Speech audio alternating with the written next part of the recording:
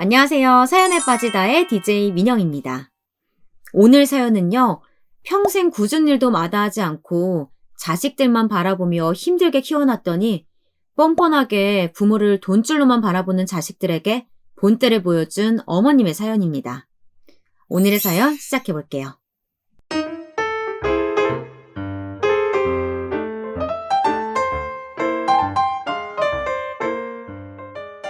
제가 어릴 적엔 나이 80이면 동네에 한두 명이나 있을까 말까한 꼬부랑 할머니였습니다. 그런데 요즘은 80이면 노인회관에서도 나이든 축에 끼지도 못할 만큼 80대가 아주 허다하더군요. 거기다 허리 하나 굽은 노인네 없이 다들 파마도 하고 염색도 하고 허리도 꼿꼿하니 정정해 보였습니다. 그런데 그 정도로 시대가 좋아졌다고 해도 한 가지 변하지 않는 것이 있더군요. 제 아무리 겉으로 보기에는 다들 정정해 보여도 늙으면 오래된 기계처럼 몸 여기저기 안 망가지는 곳이 없고 멀쩡한 곳이 없었죠. 병원에만 갔다 하면 혈압이 어떻고 당뇨가 어떻고 운동해라 소식해라 을사양반의 잔소리 한 트럭과 약만 한가득 받아오기 마련이었죠. 제가 이런 소리를 다 큰 자식들에게 하면 한 놈도 빠짐없이 그래도 어머니는 모아둔 재산이라도 있으시고 누구 하나 어머니 걱정시키는 자식도 없으니 나름 마음고생도 안 하고 병원비 걱정 안 하지 않냐며 마냥 팔자 좋은 노인네 취급을 하더군요. 하지만 섭섭해도 어쩌겠습니까? 어찌 보면 당연한 일인걸요. 젊을 땐 혹여나 자식들이 어디 가서 기죽을까 뒤도 안 돌아보고 혼자 먹고 사는 것에만 열중해서 사느라 자식들이 무슨 생각을 하고 어떻게 사는지도 돌보지 못한 채 정말이지 오로지 돈만 쫓으며 살아왔으니 이제와 내가 키운 자식들한테 싫은 소리 해봐야 나이 들어 구박이나 받지 싶어 쉬쉬하며 살아왔습니다. 그런데 이게 보통 일이 아니더군요. 결혼 전엔 그래도 제 부모라고 자주 드나들며 제법 제게 신경 쓰는 것도 같더니만 다들 시집 장가들을 가 제 가족들이 생기고 나니 요 녀석들이 아주 눈에 보이는 잔머리들을 굴리더라고요. 젊은 자식들에게 돈 좀 있는 부모는 아주 호구 중에 호구였습니다. 본인들 필요할 땐 언제든 찾아와 도움만 청하면 척척 돈이 나왔고 나이 들어 몸이 좀 힘들다고 해도 가진 게 많으니 집안에 부리는 사람이 많아 굳이 자기들까지 살뜰히 챙길 걱정 없다고 생각하는 것 같더군요. 저는 제 아들들처럼 어린 시절부터 유복하게 자란 것은 아니었습니다. 1940년 광복이 되기도 전에 시골에서 형제 많은 집에 막내딸로 태어난 저는 귀여움은 많이 받고 자라기야 했지만 먹을 게 없어서 굶는 날도 허다한 시절이라 번 돈을 모은다는 건 상상도 못했고 하루 벌어 3, 4일은 버텨야 했어요. 저는 17살이 되자마자 부모님과 떨어져 무작정 서울로 올라왔습니다. 제가 살던 고향에는 돈을 벌만한 일이라고는 씨가 말라 있었거든요. 사실 어린 여자애가 서울에 올라와 할 수 있는 일도 마땅치 않았지만 그래도 저는 스스로를 믿고 있었습니다. 제가 그래도 다른 형제들보다는 손재주가 제법 있었거든요. 저는 서울에 올라오자마자 멋쟁이들이 제일 많이 모여있다는 명동으로 갔습니다. 제가 살던 고향과는 가장 다른 곳에서 먹고 자고 일하고 싶었거든요. 명동에 도착하니 골목골목마다 멋진 마네킹들이 세워져 있었고 남자 양복에 여자들 원피스들까지 옷을 만들어 파는 양장점들이 즐비했습니다. 이곳은 마치 다른 세상 같았어요. 저는 눈에 보이는 대로 옷을 파는 곳이라는 가게에는 모두 다 들어가 본 것 같아요. 처음엔 창피한 것이라고는 없이 당당히 들어갔습니다. 제가 바느질이라면 좀 하는데 혹시 이곳에서 일을 좀 할 수 있을까요? 돌아오는 반응들은 싸늘하기만 했습니다. 저는 바느질만 하면 되는 일에 무슨 학교나 학원까지 다녀야 하나 싶었지만 나중에 보니 보통 양장점 안에서 디자인을 하고 마네킹에 멋지게 옷을 거는 사람들은 보통 서울 명동이나 종로에 있는 학원 출신들이거나 해외 유학까지 갔다 왔다는 사람들까지 있더군요. 제가 그래도 운이라면 나쁘지 않았는지 한 기성복을 파는 가게에서 마침 근처에 공장에서 일을 도울 직원을 구하고 있다고 하더라고요. 사실 좋게 말해서 직원이었지 실상은 당시에 시다라고 부르며 하루 종일 미싱기 앞에 앉아 기계처럼 미싱을 돌리고 디자이너들이나 공장에서 일한 지 오래된 언니들 뒤치다꺼리를 하는 일이었죠. 그래도 공장 숙소에서 먹고 자는 것까지 해결이 되니 버는 돈은 족족 집에 다 보낼 수 있었어요. 그런데 그마저도 고향에 계셨던 부모님이 제가 20살이 되기도 전에 돌아가시는 바람에 몇 년 도와드릴 수 없기야 했지만요. 그래도 자식으로서 홀로 서는 모습이나마 보여드린 것 같아 명동 한복판의 이 작은 공장이 제게는 큰 의미가 되었었죠. 저는 워낙 손재주도 있는 편이었고 눈치도 빨랐기에 일을 곧잘 한다고 인정을 받았습니다. 시다일은 물론이었고 다림질까지 금방 잘 따라해서 나름 금방 인정받는 직원이 되었습니다. 20살이 넘자마자 이례적으로 미싱사로 인정도 받게 되었죠. 그렇게 저는 17살에 들어간 공장에서 10년을 넘게 버텼습니다. 일평생 미싱밥만 먹다 제 인생도 끝날 줄 알았는데 열심히 살다 보니 기회가 한 번은 제 발로 찾아오기는 하더군요. 아직도 기억하는 것이 제 첫 월급이 2,000원도 되질 않았습니다. 그러다 정식 미싱사가 되면서 야근 수당까지 해도 6, 7천 원을 못 남겼었죠. 제가 일하던 양장점 공장장님의 심부름으로 평상시 은행에 자주 왔다 갔다 하다 보니 당시에 알게 된 친절한 직원분이 한 분 계셨는데 그분이 제가 서울에 혼자 올라와 공장 기숙사에 살며 어린 나이에 꼬박꼬박 집에 월급을 보내는 모습이 대견하셨는지 부모님이 돌아가시고 의기소침해 있던 저에게 앞으로는 아무 생각 말고 부모님께 보내던 만큼씩 그냥 돈 생기는 대로 은행에 넣어두기만 해라 하시더라고요. 그래서 저는 뭣도 모르고 당시 월급의 8, 90%를 매달 꼬박꼬박 은행에 넣어두었어요. 그러다 같이 일하던 언니들이 하나둘 시집을 가면서 공장을 떠나고 아이를 낳고 떠나고 어느새 저만 남아 이 공장에 처음 들어갔을 때의 나이대에 젊은 미싱사들을 관리하는 관리직까지 하게 되었습니다. 그러던 어느 날이었습니다. 큰언니 아들이 그 해에 대학을 간다는 소식에 등록금이라도 좀 보탤까 싶어 은행을 찾았죠. 모아놓은 돈에서 인수를 좀 하려고요. 그런데 이게 무슨 일이랍니까? 네? 이게 진짜 다 제 돈이라고요? 그렇다니까요. 지금은 이런 이율 절대 없는데. 진짜 잘해주셨네요. 정확히 제가 30이 되던 해였는데 지금은 상상할 수도 없는 23%로의 이자가 붙어 당시 월급 8,000원씩도 간신히 받던 제게 300만 원이라는 큰 돈이 쥐어져 있었습니다. 당시에 300만 원이면 서울 시내의 웬만한 아파트도 살 수 있는 돈이었으니 저는 흥분하지 않을 수 없었어요. 매일 밤마다 잠자리에 들면 이 나이까지 시집도 못 가고 남의 집살이하며 일만 하던 제가 불쌍하다 싶기도 했었는데요. 통장에 적힌 금액을 볼 때마다 기쁨의 눈물이 앞을 가리더라고요.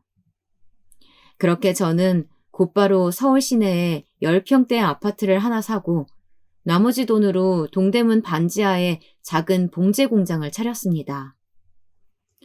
지금 생각해보면 그 젊은 나이에 무슨 용기가 있어서 그렇게 큰 돈을 덥석 다 써버렸는지 모르겠지만요. 어찌됐든 그래도 30살에 사장님 소리를 듣게 되긴 했네요. 그런데 서울에 떡하니 아파트가 있으면 무얼합니까?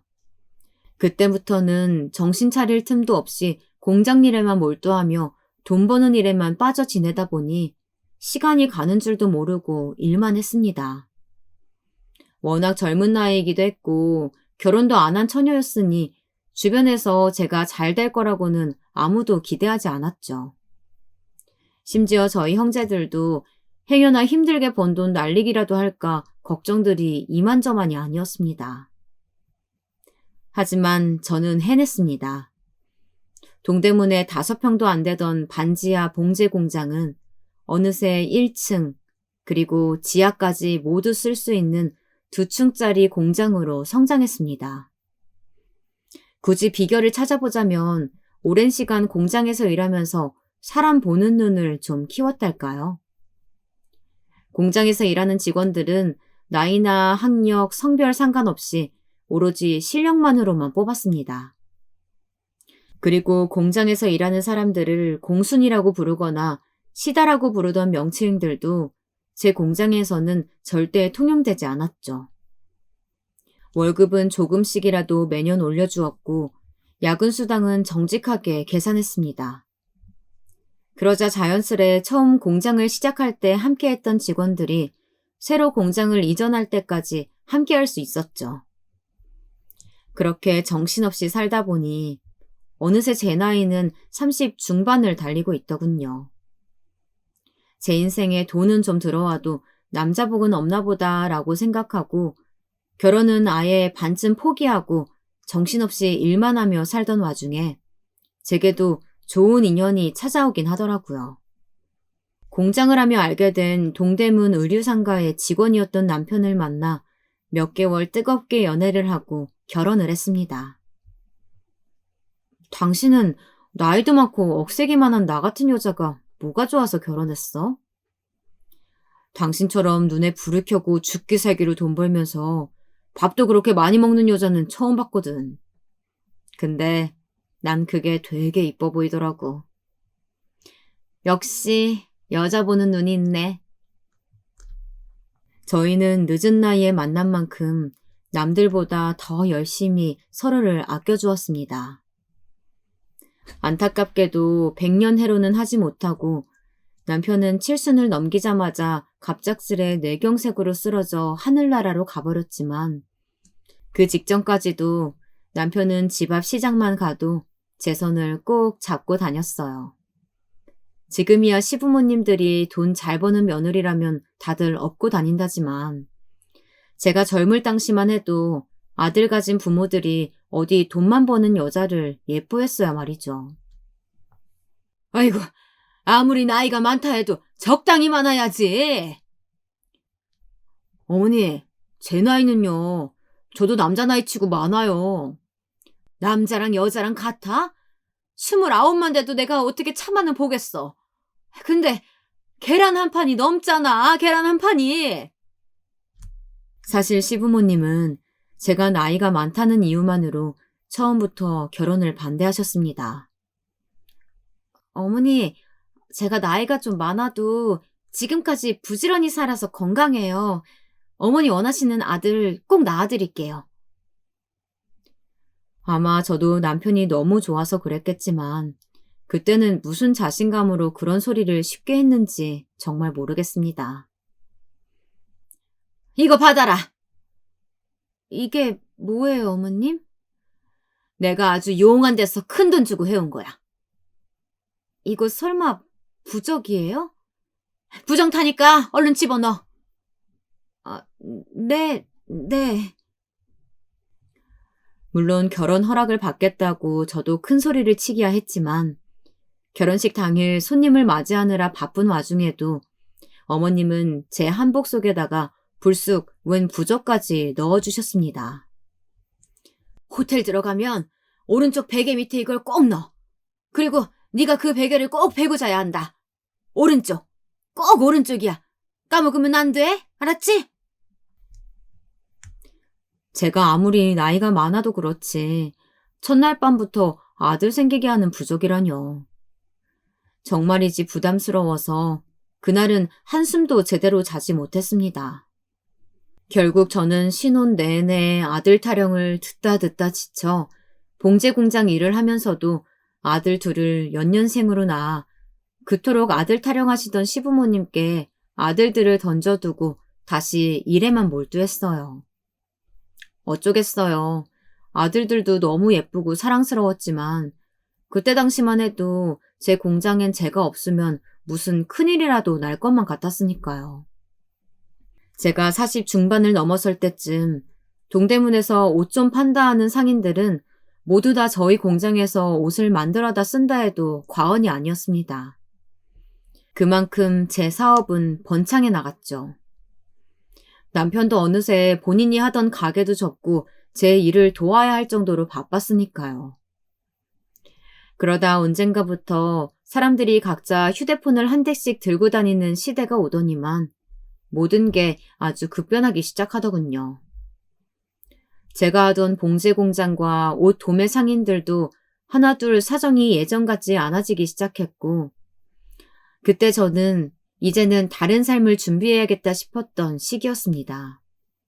친한 사장님 한 분이 이제는 힘들게 몸 쓰고 머리 써서 돈 버는 시대는 다 지나갔고 건물 가지고 있는 사람이 진짜 부자라고 하더라고요.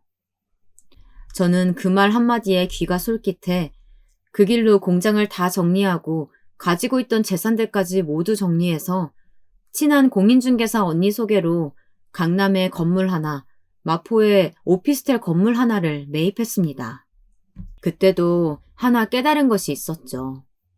사람이 재산이라는 것을요. 저는 그렇게 나이가 들어갔습니다.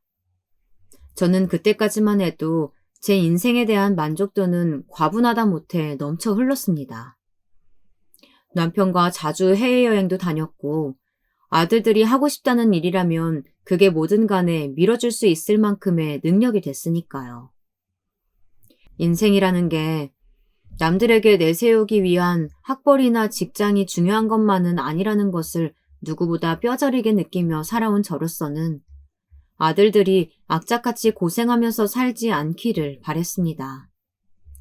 고생이라면 제가 충분히 하면서 살았으니 자식들만큼은 제가 읽어놓은 것들을 평생 누리며 자신들의 인생에 만족하며 살았으면 좋겠다고 생각했으니까요. 물론 아이들이 자랄 때 사진들을 보면 가슴이 욱신거리기는 했어요. 아들 둘을 낳아놓고도 입학식은 물론 졸업식에도 한번 가본 적이 없었고 남들 다 해주는 소풍 도시락 한번 싸준 적이 없었으니까요.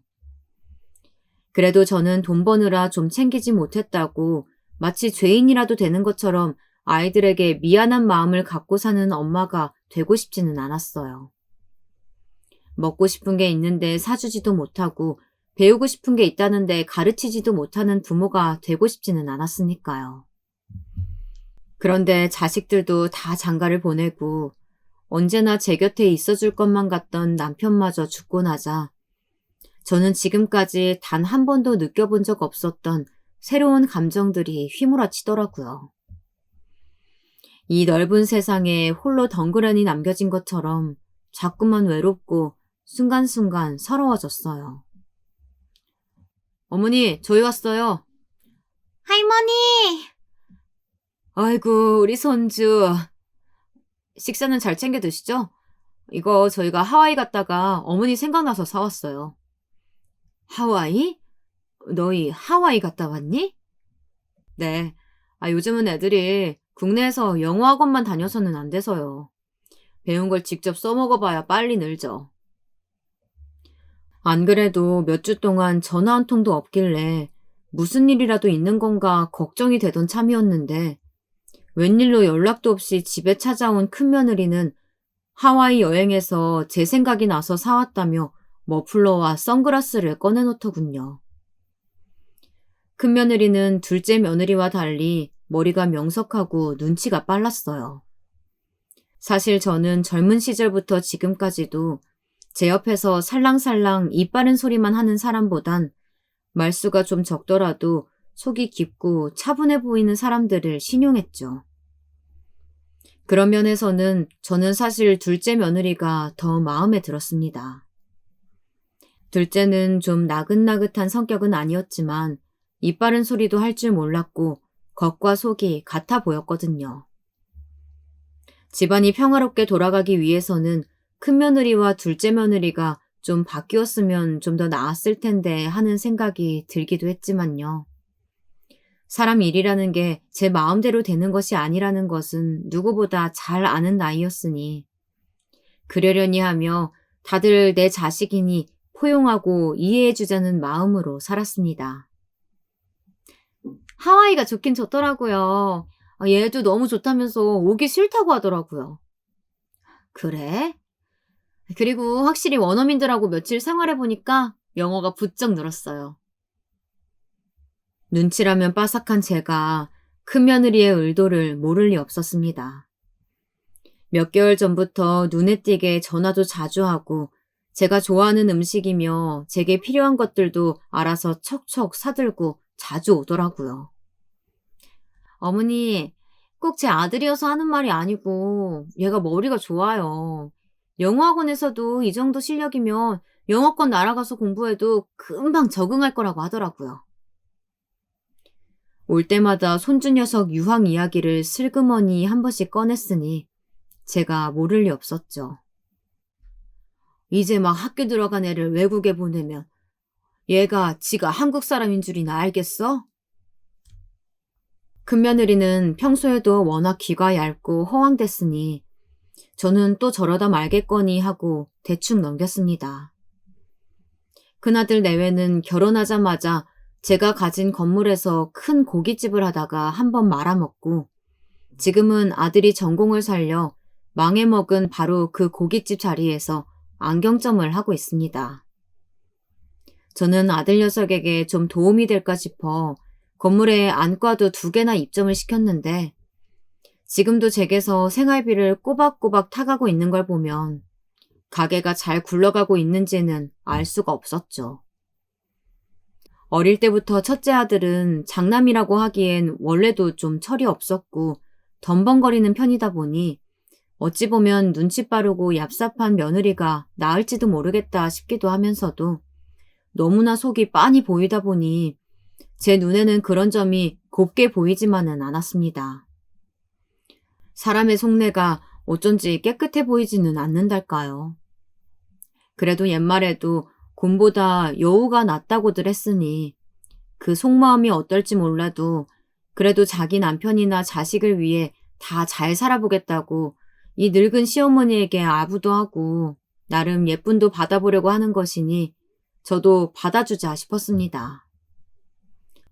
어린 자식 유학 보내놓고 다리 쭉 펴고 살 수 있겠어? 얘만 어떻게 보내요? 당연히 저도 따라가야죠. 뭐? 그럼 애비는? 애비야. 여기서 하는 일도 있고. 그러니까 지금 네 얘기는 처자식 외국에 보내놓고 내 아들더러 여기서 혼자 호라비처럼 돈이나 벌어서 보내라? 뭐 그런 거냐? 역시나 예뻐하고 싶어도 예뻐할 수가 없었습니다. 감히 제 앞에서 제 아들을 기러기 아빠를 시키겠다고 저렇게 당당하게 말하다니요. 세상이 아무리 급변하고 요즘 부모들은 자식 위해서라면 뭐든 한다고들 해도 이건 아니었습니다. 제게 고루하다 손가락질해도 상관없었어요. 어려서 바쁜 부모 탓에 할머니, 할아버지 손에 자란 안쓰러운 아들이 40이 넘은 창창한 나이에 처자식도 없이 독수 공방이라뇨. 절대 있을 수 없는 일이었습니다. 앞으로 내 앞에서 유학 얘기는 꺼낼 생각도 하지 마라. 어머니, 저는 그게 그런 게 아니고... 제 반응에 놀랐는지 큰며느리는 어쩔 줄 몰라 했습니다. 그래도 큰며느리 나름대로 지금까지 제게 쌓아올린 공이 있다고 생각했을 텐데 말 한마디 실수해서 공든 탑이 무너졌다 생각하는 것 같았죠.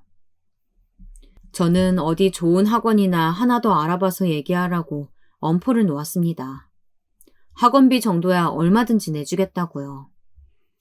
한국에서 공부만 잘해도 다들 자기들이 알아서 해외도 나가서 잘만 일하던데 굳이 어린애를 데리고 말도 안 통하는 외국까지 나가서 멀쩡한 부자지간을 떨어뜨려 놓고 공부라뇨. 공부가 아무리 중해도 설마 제 가족보다 중할까요? 저는 그날 저녁 큰아들에게 전화해 네 마누라 단속 잘하라고 경고해 주었습니다.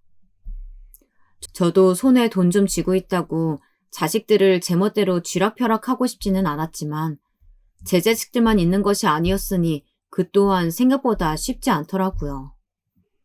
반면에 둘째 아들 내외는 그래도 둘 다 제 살 길들은 알아서 찾아서 아들놈은 대학을 졸업하고 들어간 중소기업을 착실하게 다니고 있었고 둘째 며느리는 강남에서 미용사로 일하고 있었죠. 제가 제 건물에 가게 하나 차려주겠다고도 했지만 둘째는 극구 거절하며 아직 나이도 젊으니 직원으로 있는 게 마음도 편하고 연차가 높아 월급도 세다며 괜찮다고 하더라고요. 자식이라고는 둘밖에 없는데 혹여나 누구 하나 서운할까 싶어 지들이 버는 건 나도 모르겠고 생활비는 두 며느리에게 다 똑같이 주고 있었습니다. 원래 며느리와 시어머니 사이라는 게 아무리 겉으로 멀쩡해 보여도 그 속에 나쁜 감정 하나 없을 수는 없다고 생각하는 저로서는 거리를 두고 용돈은 많이 주는 게 관계를 좋게 유지하는 가장 좋은 방법이라고 생각하며 살아왔습니다. 그런데 위에서 말한 대로 언젠가부터 이 큰 집에 혼자 살고 있다는 게 외롭고 쓸쓸하더군요. 남편이 젊어서부터 전원에 대한 로망이 있어 건물을 사고 남은 돈으로 서울 외곽 조용한 동네에 2층짜리 주택에 정원이 넓게 딸린 집을 사 남편은 매일같이 마당에 나가 나무를 다듬고 잔디에 물을 주며 계단을 닦고 또 닦았습니다. 아이고, 어제도 닦고 오늘도 닦고 두 노인네만 사는데 그러다 누구 한 사람 넘어지면 큰일 나겠다. 제 볼멘 소리에도 남편은 항상 이 집에서 오래오래 저랑 살고 싶다고 한 살이라도 젊을 때 더 깔끔하게 해두는 거라고 말하더라고요. 그러면 뭐 하겠어요. 이제는 가끔 와서 정원을 관리해주러 오는 업체 직원이나 일주일에 몇 번씩 집에 와 청소해주고 반찬해주는 아줌마들 말고는 항상 혼자인걸요. 물론 두 아들 내외도 한 달에 한두 번씩 들러 손주 녀석도 보여주고 함께 맛있는 것도 만들어 먹곤 했습니다. 하지만 아들들은 제 걱정보다 언제나 본인들 걱정뿐이었죠. 나도 나이가 드는지 요새는 하루 종일 가게에 나가 있는 것도 힘들어. 형, 난 직장인이야. 형 직장 생활 안 해봤지? 난 내 아래 직원들보다 상사가 아직도 많다. 상사가 적어지면 적어질수록 네 회사 수명도 줄어드는 거 아니냐? 진짜. 하긴 네가 무슨 걱정이야. 회사 그만두면 엄마가 건물 물려줄 텐데. 그치, 엄마. 난 꼭 강남에 있는 거 줘. 알았지? 야, 너 그게 무슨 소리야. 내가 지금 거기서 장사를 하고 있는데. 형은 가게 보증금도 안 내고 평생 엄마한테 빌붙어 있잖아. 그것만 해도 얼마나 번 거냐? 뭐? 너 말 다 했냐? 엄마, 형은 마포만 줘도 되잖아. 그치? 강남은 나 줄 거지? 조용히들 안 해? 너네는 엄마 늙는 거는 안 보이냐? 혼자 사는 늙은 애미한테 오랜만에 놀러와서 한다는 소리가 그런 헛소리들밖에 없어? 동생이라는 자식이 자꾸 형한테 덤비잖아요. 으이그, 엄마도 겁만 이렇지. 요즘은 혼자 계단 내려오기도 벅차. 소화도 잘 안 되는 것 같고 무릎은 왜 이렇게 또 쑤셔댔는지. 엄마가 어디가 늙어. 소리 지르는 거 보니까 아주 정정하구만. 엄마, 그래서 강남은 누구 줄 건데? 뭐야? 이 자식들이 정말. 속이 터지다 못해 아주 문드러지는 것 같았습니다. 어떻게 제 속으로 낳은 자식들이지만 하나같이 다 저 모양일까요? 제가 같이 살자는 것도 아니고 그냥 남들처럼 자식들에게 조금이나마 기대서 따뜻한 말 한마디 들어보려고 한 것이었는데 오히려 화만 치밀어 오르고 금방이라도 화병으로 몸져 눕겠더라고요. 집에 일해주러 오는 아줌마들도 그렇고 주변에 나에 대해 잘 모르는 사람들도 다들 그 큰 집에서 여든 바라보는 할머니가 어떻게 혼자 사냐며 걱정들을 하는데 내 배 아파 낳은 자식들이라는 놈들은 애미가 늙어가는 것은 보이지도 않고 하루라도 빨리 재산이나 정리해서 주길 바라는 눈치였습니다. 물론 저도 절대 자식들에게 패 끼치는 짓은 하고 싶지 않았어요. 요즘 여든이 어디 옛날 여든처럼 꼬부랑 할머니도 아니었고 저는 매년 받는 건강검진에도 문제랄 것 없이 건강했으니까요. 남들 다 먹는 그 흔한 콜레스테롤이니 당뇨니 약 하나 먹는 게 없었습니다. 그런데 아무리 그래도 자식들이라는 놈들이 어떻게 자기들 마누라의 손주까지 있는 앞에서 아직도 돈 가지고 저리 싸워댈까요? 40년을 살면서도 돈 걱정 한번 해본 적 없는 녀석들이 말입니다. 사실 제가 살아봐야 몇 년이나 더 살겠습니까? 저도 더 이상 저렇게들 원하는데 자식들 소갈이 안 시키고 일찌감치 줄 수 있는 거 다 정리해서 주고 편하게 사는 모습 보면 좋죠. 그런데 어쩐지 제가 이거라도 쥐고 있지 않으면 이 녀석들이 제 얼굴조차 보러 오지 않을 것 같다는 마음이 들었습니다.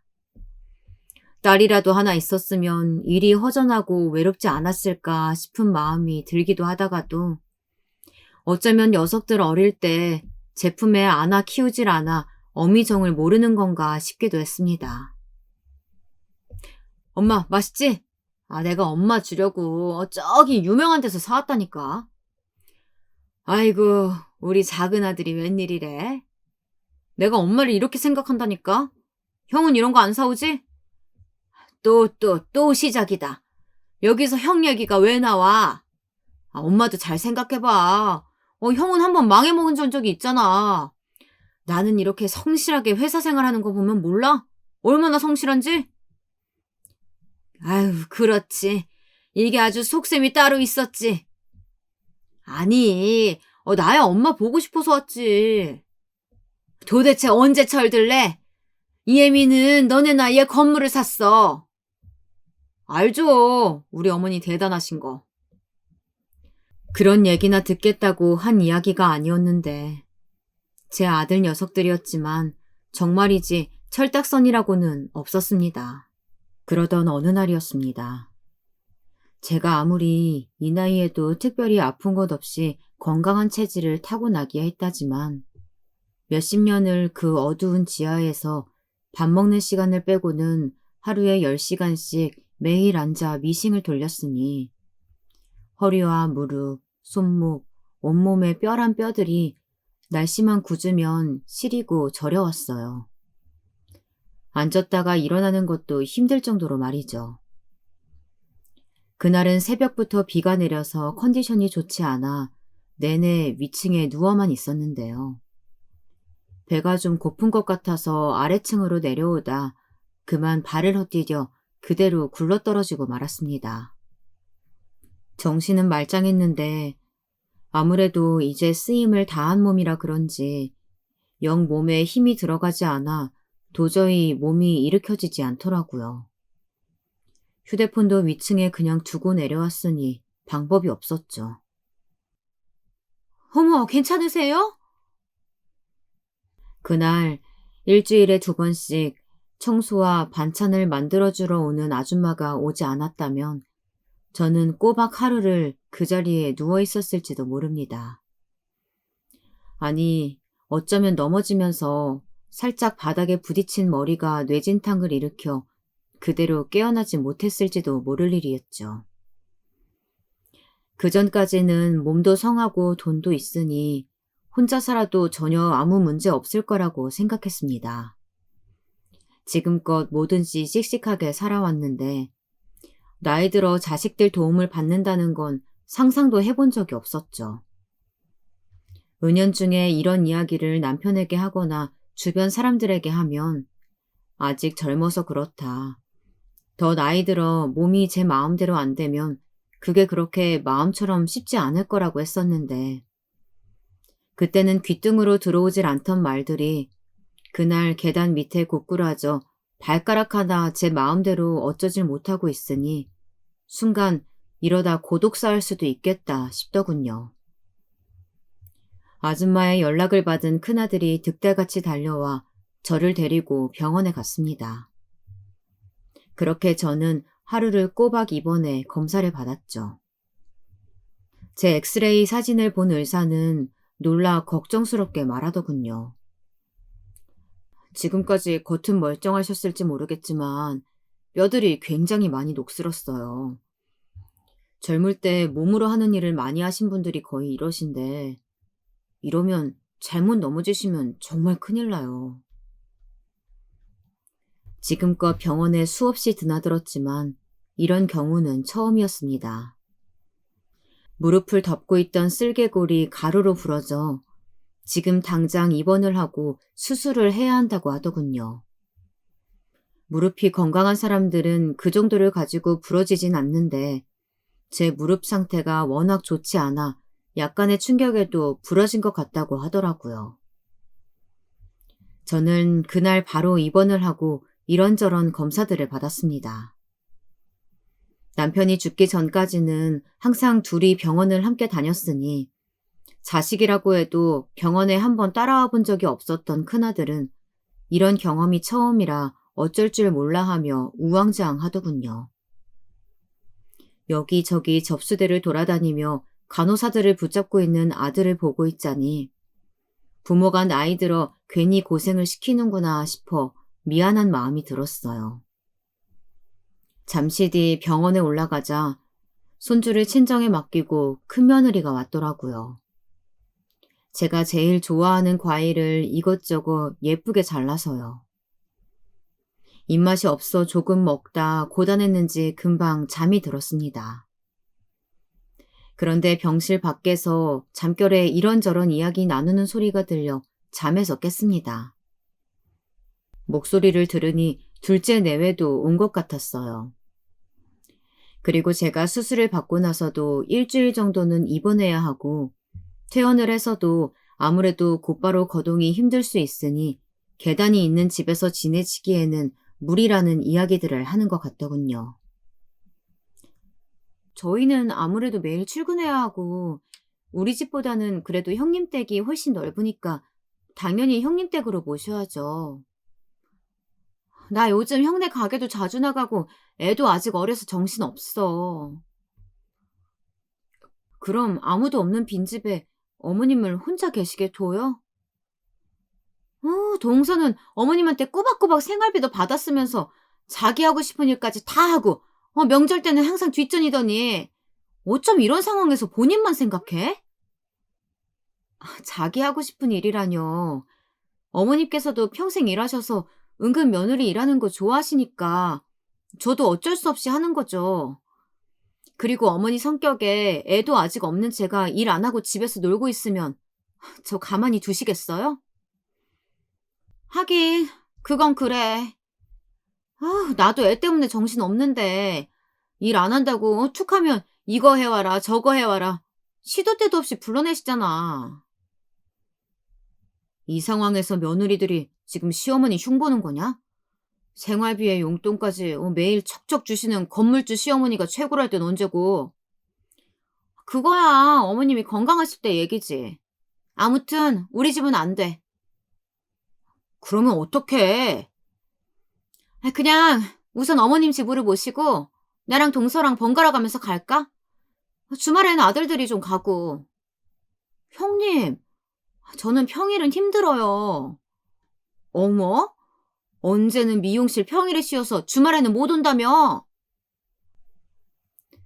사람이 없는 자리에서는 나람님 욕도 한다는데 시어머니가 뭐 대수인가요? 며느리들의 험담이야 뭐 들어줄만 했습니다. 그런데 내가 지금 당장 자기네들 집에 가겠다고 한 것도 아닌데 왜 자기네들끼리 북치고 장구치고 난리인지 모르겠습니다.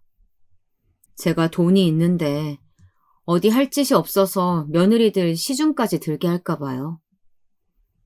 지금껏 잔소리 안 하고 어떻게든 하나라도 덜 신경 쓰게 해주려 나름 노력하며 살았는데 저렇게들 서로에게 미루며 절 귀찮아하는 모습을 보니 서운하면서도 은근 괘씸하더군요. 내가 알아서 할 테니까 다들 걱정하지 마라. 어머니. 제가 다 듣고 있었다는 사실을 알고 나니 좀 민망하기는 한지 아들 녀석과 며느리들은 얼굴이 새빨개져 있더군요. 헛소리하지 말고 간병인부터 얼른 알아봐. 태어나고도 우리 집에 와서 도와줄 수 있는 사람으로. 엄마, 걷지도 못하면서 집에 어떻게 혼자 있어? 됐다니까. 간병인이나 괜찮은 사람으로 알아봐. 어머, 어머니, 괜찮으시겠어요?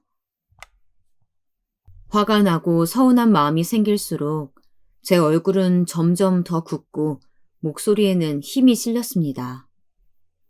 애써 서러운 마음을 숨기려고요. 저라도 뭐 이 나이에 몸도 아픈데 그러고 싶었겠어요.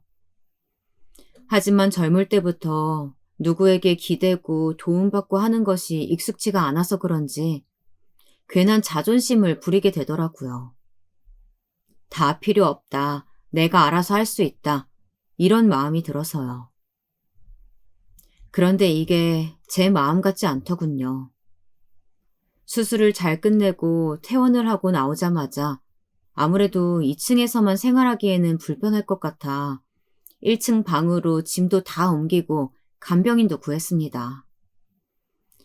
할 수 있는 것이라고는 삼시세끼 침대에 앉아 먹고 하루 종일 창밖에 정원만 바라보다 날씨나 좀 좋으면 휠체어에 올라타 동네 한 바퀴 돌고 오는 게 다였습니다. 그마저도 주말에는 간병인이 오지 않았으니 자식들이 돌아가며 오기는 했는데 이게 생각만큼 마음이 편하지 않더군요. 첫째 며느리는 손주를 항상 데리고 왔는데 손주 녀석이 집에만 있어서 답답하다며 자꾸만 어디 놀러 가자, 뭐 먹으러 가자 졸라대기 일수라 제가 괜한 눈치가 보이더라고요. 둘째 며느리라고는 좀 편할까 싶었는데 결혼한 지 벌써 2, 3년이 지났는데도 살림이라고는 조금도 해본 적이 없는지 냉장고에 있는 반찬이나 좀 담고 찌개나 좀 데펴오면 되는 것을 그것도 못해서 허둥대더군요. 거기다 답답해서 산책이라도 갈까 싶어 이야기하면 자꾸 밖에 날씨가 차다고 말을 돌리더라고요. 그리고 재활을 해도 상태가 금방 호전이 되지 않아 생각보다 간병을 해야 하는 기간이 길어지자 자식들도 처음과는 다르더군요.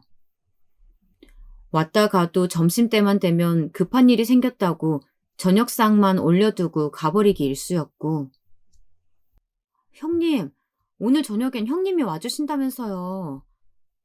동서, 오늘은 친척에 급한 일이 생겼다니까? 오늘만 좀 알아서 해. 제가 그럼 미리 형님한테 뭐하러 부탁을 했겠어요. 오늘은 정말 가게에 나가봐야 한다니까요.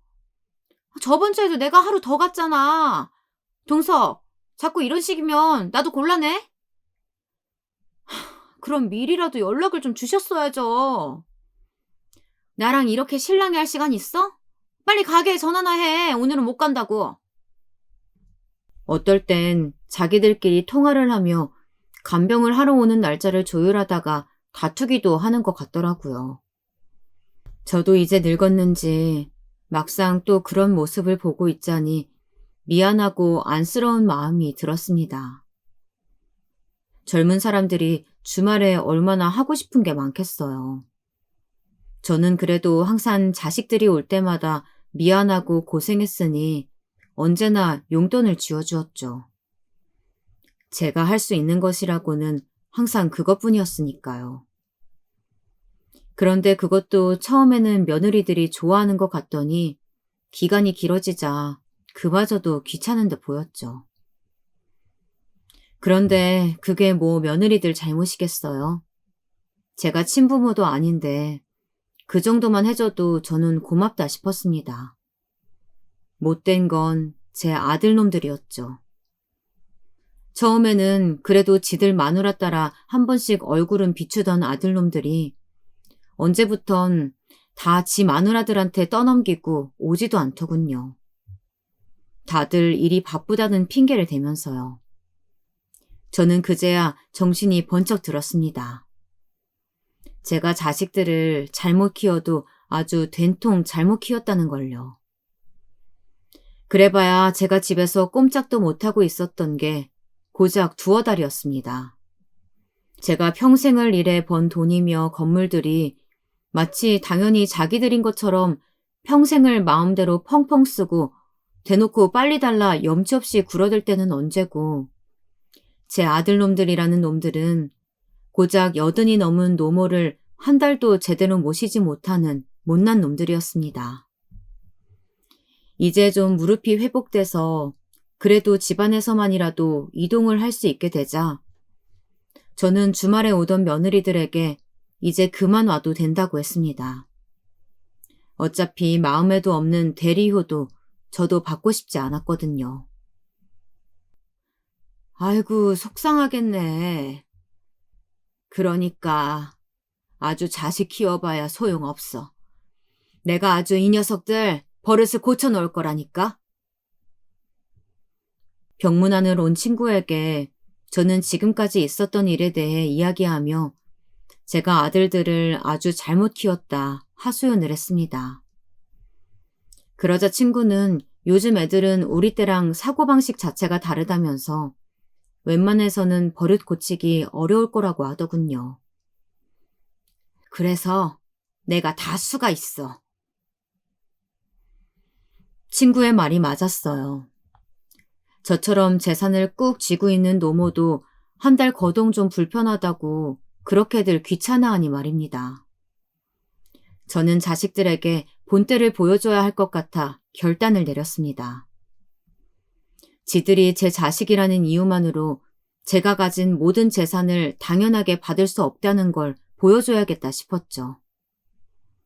저는 그 길로 예전 공장을 할 때부터 저를 도와주었던 변호사를 불렀습니다. 그리고 결전의 날이 밝았죠. 바로 제가 무릎을 모두 다 회복하고 난 이후의 명절날이었습니다. 오랜만에 2 아들과 며느리, 손주까지 모두 다들 저희 집에 모였죠. 저희 집은 명절이라고 해서 특별히 하는 것이 없고 간단히 남편이 좋아하던 음식들만 준비해 제사상을 올리곤 했습니다. 아들들은 병풍을 꺼내고 있었고 며느리들은 미리 준비해둔 음식들을 꺼내 제기에 올리고 있었습니다. 저는 다들 정신없이 바쁜 틈을 타 작전을 개시했죠. 어머 여보, 이리 나와봐요. 우리 애들이 아주 맛있는 걸 많이 차려놨네. 어머니, 지금 뭐라고 하셨어요?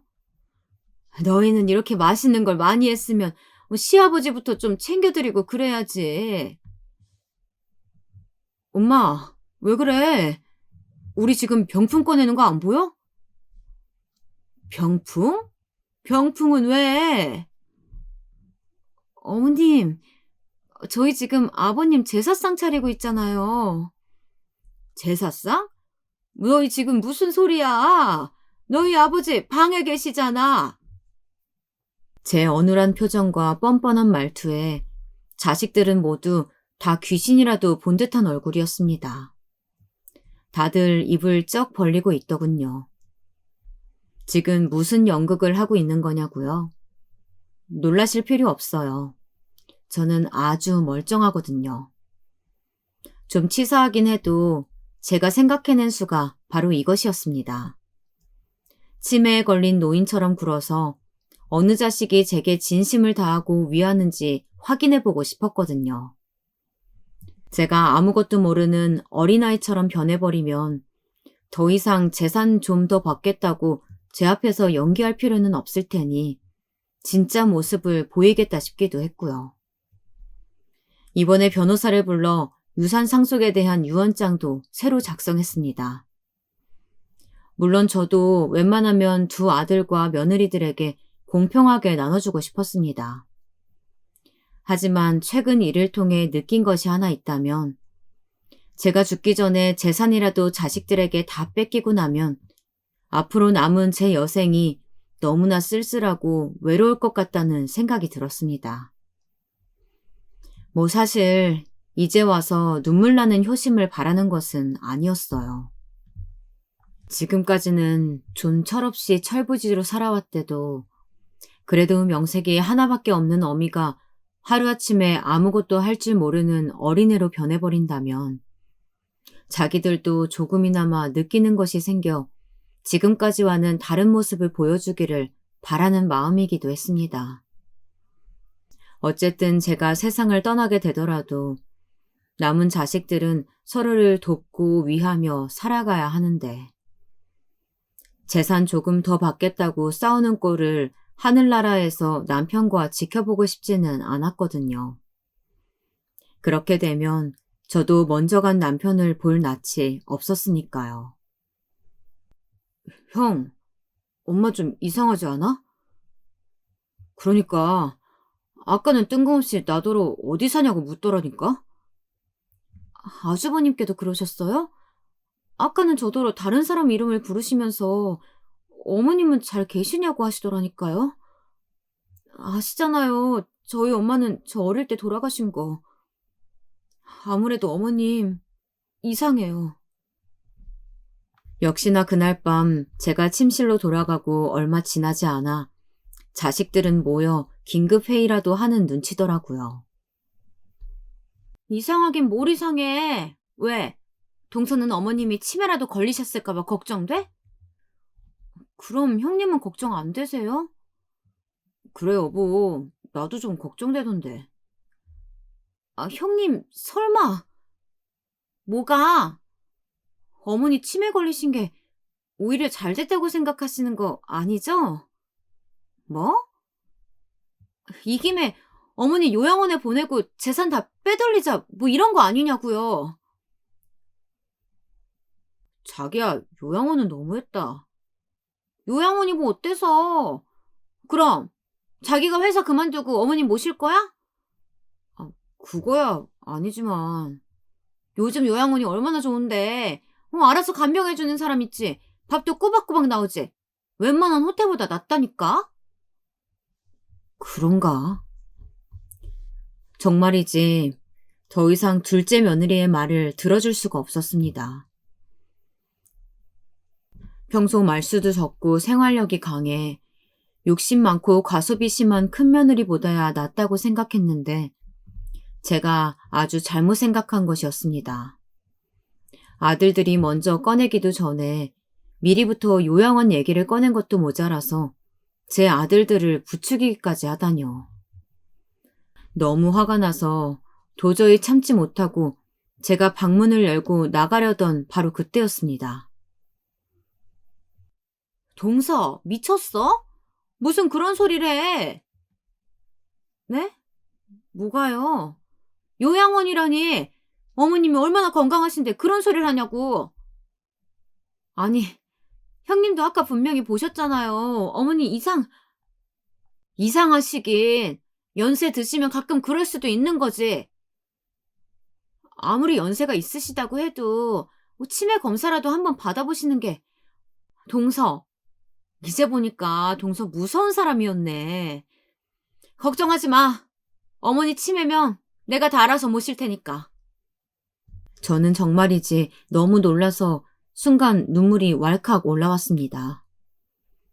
사람 보는 눈 하나만큼은 좋다고 자부했었는데 제가 너무도 아둔했나 봅니다. 조금 제 마음에 들지 않는다고 해서 지난 10년 동안 맏며느리와 시어머니로 살면서도 알게 모르게 싫은 소리도 많이 하고 그 잘난 돈 좀 준다고 귀찮게도 많이 했는데요. 저렇게까지 제 생각을 하고 있을 거라고는 생각지도 못했어요. 저는 그날 이후 큰며느리가 다시 보였습니다.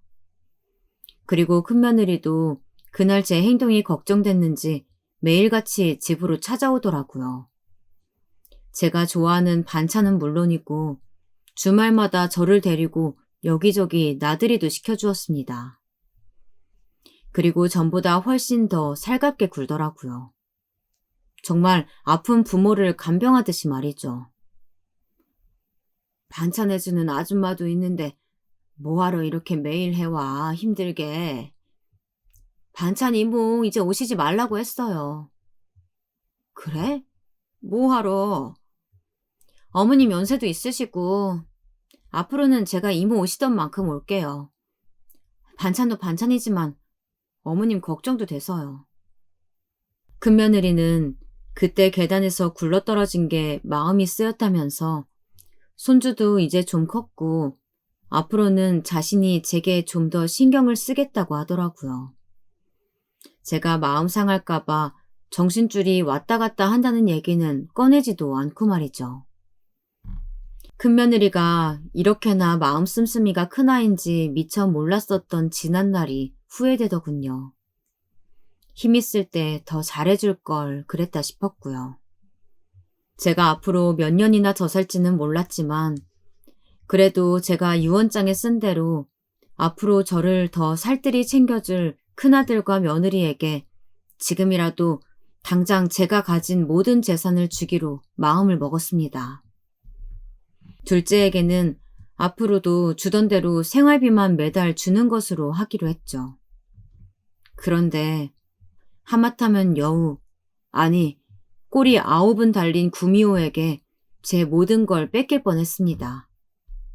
자식이 뭐라고, 그 정도의 관심 좀 보여줬다고 하루하루 행복하게 살아가던 때였습니다. 우연히 동네를 지나다 바로 얼마 전까지 저희 집 반찬을 만들어주러 오시던 아줌마를 길에서 딱 마주쳤죠. 오랜만이네요. 아, 안녕하셨어요? 인사도 못해서 마음 쓰였는데 그래도 이렇게 만났네. 저는 반가워서 손까지 잡으며 친근하게 다가갔는데 아줌마는 영 마음이 편치 않은 것 같아 보였습니다. 아무래도 오랫동안 일했었는데 하루아침에 나오지 말라 해서 서운한가 보다 싶었죠. 왜요? 우리 집 며느리가 갑자기 나오지 말라고 해서 좀 서운했어요? 그런데 아줌마에게서 돌아온 말은 경악 그 자체였습니다. 진실은 바로 이랬어요. 아줌마가 저희 집 반찬을 하러 왔던 날 우연히 저와 제 친구가 하던 이야기를 주방에서 들었답니다. 제가 자식들에게 치매 걸린 척 연기를 해 진심을 다해 제게 잘하는 자식에게 재산을 다 몰아주겠다고 한 그 말 말이죠. 그때 마침 쓰레기를 버리려고 현관을 나서려다 문 앞에 서 있던 저희 며느리와 마주쳤답니다. 죄 지은 것 없이 아줌마는 괜히 놀랐는데 며느리는 그 길로 아줌마를 끌고 나가 은행으로 가더니 바로 현금을 인출해 돈봉투를 쥐어줬답니다. 아줌마는 기가 막히고 코가 막혀서 사람을 어떻게 보냐고 큰 소리를 쳤답니다. 아무리 돈이 좋아도 남의 집 재산 싸움에는 끼고 싶지 않다면서요. 그랬더니 큰며느리가 앞으로는 나오지 말라고 했답니다.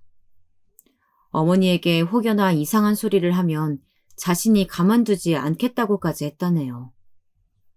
저는 그 자리에 그대로 주저앉아 버리고 말았습니다. 머리가 핑 돌고 머리카락이 쭈뼛 서더군요. 그러고는 주먹을 불끈 쥐었어요. 이럴수록 더 똑바로 정신을 차려야 할 것 같아서요. 저는 그날 밤 자식들을 집으로 모두 불렀습니다. 제 유언장에 대해 할 말이 있다고요. 변호사까지 대동한 자리에 차례로 도착한 자식들은 모두 다 잔뜩 긴장한 얼굴이었습니다. 물론 큰며느리는 어딘가 여유가 있어 보였죠. 유언장 내용 공개하겠습니다. 먼저 작은 아드님에 대한 것부터 말씀드리겠습니다. 변호사의 한마디에 모두들 침을 꼴깍꼴깍 넘기는 소리가 나더군요. 지금처럼 매달 일정한 금액의 생활비만 지급한다. 단 65세까지 각자 본인들의 직장 생활을 유지한다는 조건으로. 엄마, 나더러 환갑 넘어서도 일을 하라고? 너희도 알잖아. 내가 돈 버는 며느리 좋아하는 거. 그래서 그렇게 명시했다. 엄마, 그럼 나 건물은? 건물은! 저는 칭얼칭얼거리는 둘째 아들은 신경 쓰이지도 않았습니다. 큰며느리의 표정만 확인하느라고요. 역시나 피식 입가에 미소가 번져 있더군요. 큰아드님도 지금처럼 어머님의 건물에서 보증금 없이 안경점을 운영하시면 됩니다. 네? 그게 끝이에요? 단, 그것도 큰며느님과 이혼하신다는 조건에서입니다. 네? 이혼이라니, 그게 무슨 소리예요? 그리고 어머님께서 돌아가신 이후에 재산은 모두 다 사회에 환원하신답니다. 제 유언장 낭독이 끝나자마자 아들들과 며느리의 울부짖는 소리들이 저희 집에 울렸습니다. 그리고 잠시 뒤 문을 열고 반찬을 만들어주던 아줌마가 들어왔죠. 아줌마가 어머니께 다 일러 바쳤어? 큰며느리는 다짜고짜 아줌마에게 달려들어 멱살을 잡으려 했지만 변호사가 말렸습니다. 네가 아주 건물 하나 받겠다고 정신줄까지 아예 놔버렸구나. 어머니, 그런 게 아니라 제가 잘못했어요. 네? 어머니 저 아시잖아요. 제가 지금까지 어머니한테 얼마나 잘했는데요. 저는 며느리뿐만 아니라 자식이라면 아주 꼴도 보기 싫었습니다. 저는 그 길로 자식들을 모두 다 돌려보내고 현관 번호키 번호도 바꿔버렸습니다. 그랬더니 이 녀석들이 하루가 멀다 하고 찾아와 문 앞에서 아주 애걸복걸을 하더라고요. 엄마 나야. 우리 집 장남. 문 좀 열어봐요. 어이구, 가게 일로 바쁘신 양반이 이 먼 곳까지 어쩐 일이시래? 난 볼 일 없으니까 앞으로는 찾아오지 마세요. 어머니, 저예요. 형님 때문에 얼마나 놀라셨겠어요. 앞으로는 제가 이 집 유일한 며느리로서 어머님 열심히 모실게요.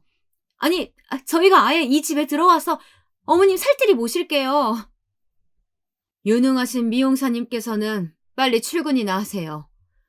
자꾸 이렇게 멋대로 찾아오면 경비팀 불러서 다 끌고 가라고 할 테니까 다신 찾아오지 마시고요. 저는 현관뿐만이 아니라 대문까지 새로 공사해 경비 시스템까지 몽땅 다 바꿔버렸습니다. 자식들은 이 집에 얼씬도 하지 못하게요. 그랬더니 변호사한테까지 찾아가서 아주 귀찮게 하는 것 같더라고요. 저는 곧바로 유언장에 새 조항을 하나 더 만들어 넣었습니다. 지금 받은 것에서 조금이라도 더 욕심을 냈다가는 갖고 있던 것마저도 모두 회수하겠음. 느낀 것은 돈이란 참 정직하다는 것이었습니다. 열심히 산 만큼 제 손에 넘치도록 줄 수 있었으니까요. 그리고 오늘 또 하나를 그 대단한 돈이라는 게 행복까지는 절대 가져다 주지 않는다는 걸 말이죠. 조금은 허무하고 씁쓸했지만 어쩌겠어요. 남은 생은 그냥 제 돈 주고 반찬 사 먹고 간병히 쓰면서 또 씩씩하게 살아봐야겠죠.